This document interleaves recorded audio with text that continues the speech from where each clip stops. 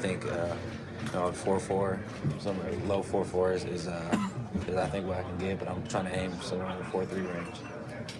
How did your experience at the Senior Bowl help you going against guys who may not have studied you? How did it help you with one-on-ones and things like that? It helped a lot, especially going against the same guys every single day in college, and then coming to the Senior Bowl and really going against different talents. And it makes you work a little harder. It makes you try different things that may not work or may work against different defensive backs.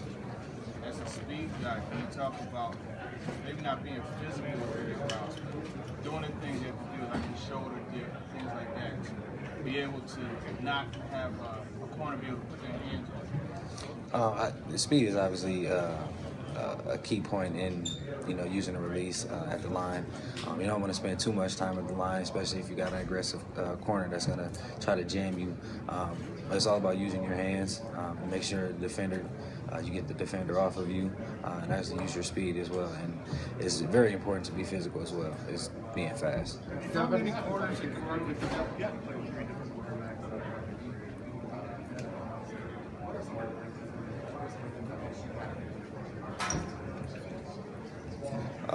Nothing really. I think the thing when Braxton was there, we kind of ran a lot more than we did throw. When JT got there, he kind of reminded me of Kenny Guyton.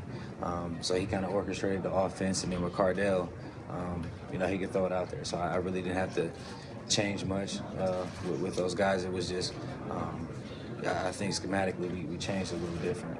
Devin, who do you think is going to be the starting quarterback for the Buckeyes next year? That I'm not sure of. If I had to guess, I would say Cardell, just because his momentum is going uphill right now. But I know Coach Meyer's going to do a great job of getting the right person in that position. Devin, why do you think your big playability in college will be able to translate to the league? I think just that's what teams need. They need guys that can go and get it. And I think I have that ability. I've shown it plenty of times in college, so I'm just going to translate that right into the next level. Not only obviously to win the national title, but could you just kind of talk about how satisfying it was to do what you did against Michigan for pretty much your entire career? Oh yeah, it was a great feeling. Except losing my freshman year, it was kind of hard. But and after that, when we started winning against them, man, it was just a great feeling. Ohio State, I think everyone knows the tradition that goes with that school, and just being able to leave that school with 3 gold pens is very satisfying to me. What do you think Harbaugh is going to add to that route? He's going to try to beat Ohio State, which to me personally, I really don't think is going to happen. And that's not me talking trash; it's me just being honest. Coach Meyer does a great job with his players, and the players respond to him very well. And I think they're headed in the right direction. Hey, Devin, who's the best corner you faced?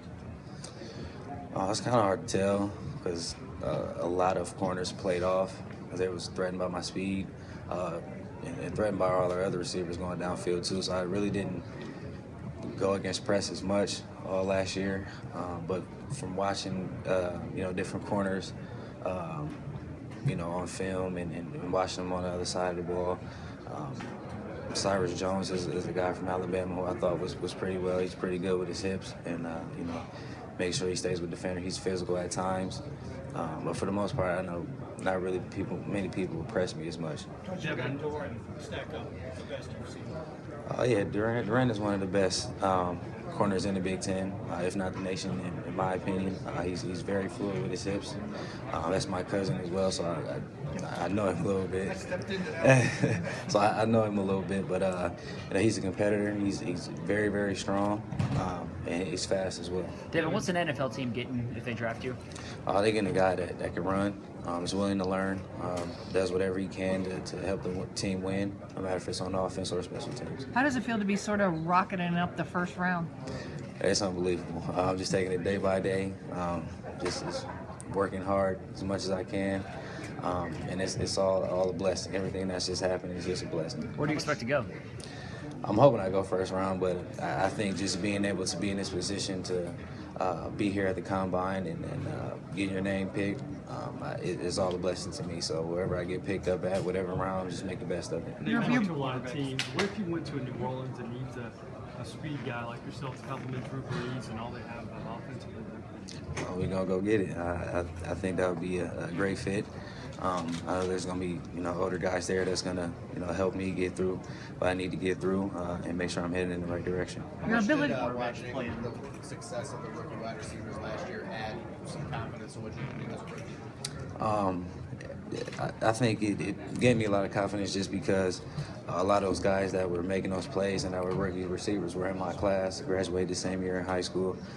So it gave me a lot of confidence to know that if they can do it, I can do it as well. Your ability to track the deep ball, where do you think you got that from? Really just pure concentration, and a lot of it had to do with when I high jumped pretty much throughout my whole career at Ohio State and through high school. Just the small details, making sure your steps was always right with the high jump, and kind of carried it over to the football field, and really just pure concentration, make sure your eyes follow the ball. Devin, you mentioned the quarterbacks playing off on you. The numbers from last year are pretty staggering. 28 yards per catch, touchdown every 3 grabs. Utah wide receiver Drez Anderson, table 1. Utah wide receiver Drez Anderson, table 1. Really just run as fast as I can. All the quarterbacks that I played with placed the ball very well for me to go get it. But a lot of it had to do with being able to separate from guys and just running fast, period, I think helped a lot.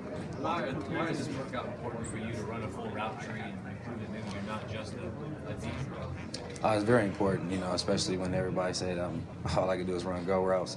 So it's very important for me to go out there and show all these coaches that I can run every single route. This is your confidence. Yeah. This time of year, there's so many comparisons thrown around.